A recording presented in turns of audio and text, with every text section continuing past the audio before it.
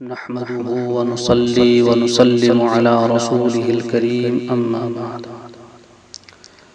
دعوت اور تبلیغ ایک انتہائی اہم فریضہ ہے۔ خود اللہ تبارک و تعالی نے قرآن کریم میں اس کا حکم بندوں کو دیا ہے۔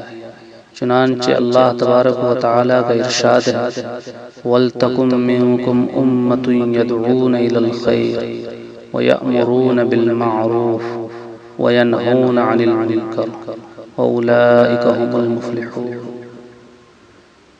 اللہ تبارک و تعالی ارشاد فرماتے ہیں تم میں ایک ایسی جماعت ہونی چاہیے جو خیر کی دعوت دے، معروف کا امر کرے اور منکر سے روکے۔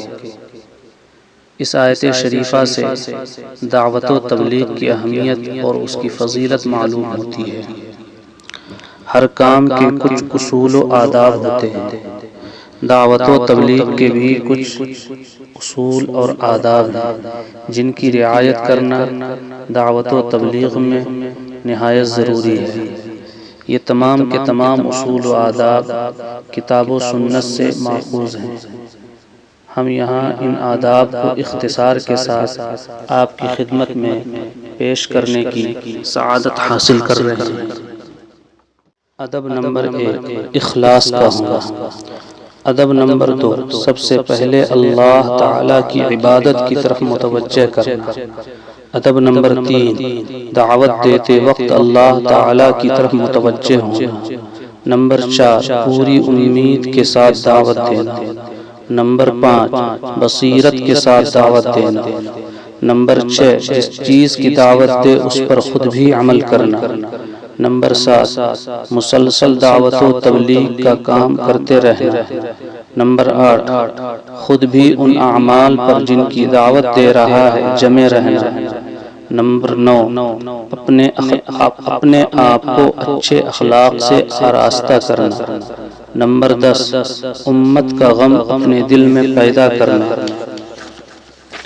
نمبر 11، درجہ بدرجہ امور اسلام کی دعوت دینا۔ نمبر 12، اچھے انداز سے اور مناسب موقع پر دعوت دینا۔ نمبر 13، دعوت کے لیے ہر ممکن موقع کو غنیمت جاننا۔ نمبر 14، دعوت کی کامیابی کے لیے ایسے شخص کی مدد حاصل کرنا جس کی دعوت مؤثر ہو۔ نمبر 15، قدرت ہو تو مدعو کی زبان میں دعوت دینا۔ نمبر 16، نرمی سے دعوت دینا۔ نمبر 17، دعوت کے قبول کرنے پر مدعو کو مجبور نہ کرنا۔ نمبر 18، اللہ تعالی کے دین کی نسبت پر ہر قسم کا مجاہدہ برداشت کرنا۔ نمبر 19، فریضہ تبلیغ کی ادائیگی میں کسی کی مخالفت کی پرواہ نہ کرنا۔ نمبر 20، مدعو کی طرف سے پہنچنے والی تکلیف پر صبر کرنا۔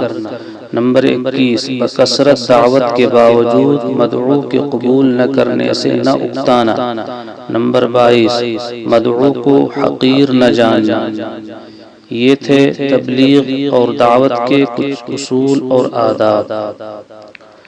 وآخر دعوانا الحمدللہ۔